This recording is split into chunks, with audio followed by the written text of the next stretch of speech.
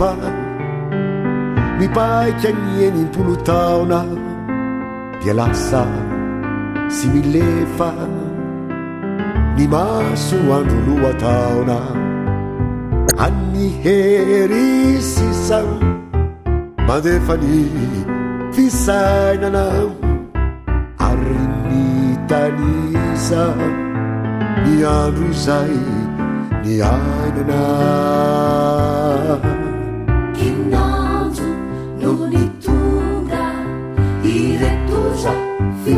kely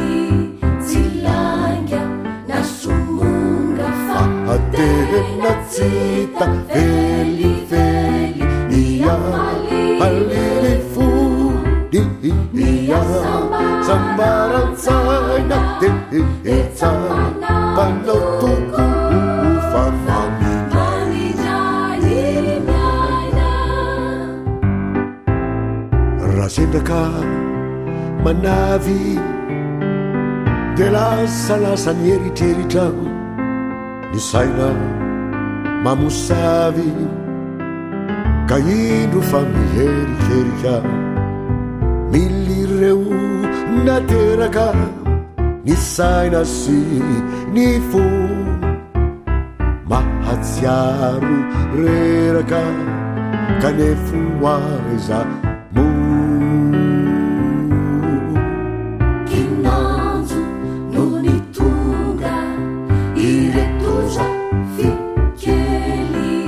tsy langa na somonga fa atena tsita felifely ny afaliny maliny fody sambarantsaina deetsa panao toko famanijany miaina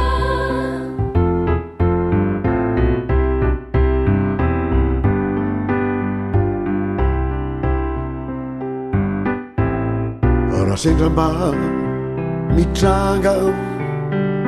miso mitondra haravona tsarona misy banga tsy feno tsara fanahona falisa mirery reto izahay mivady miofatsy olombery ka milora fitrady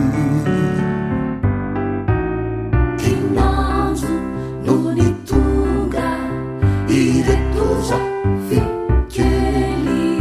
tsy langa na somonga fa atena tsita felifely ny afaliny fody ny sambarantsaina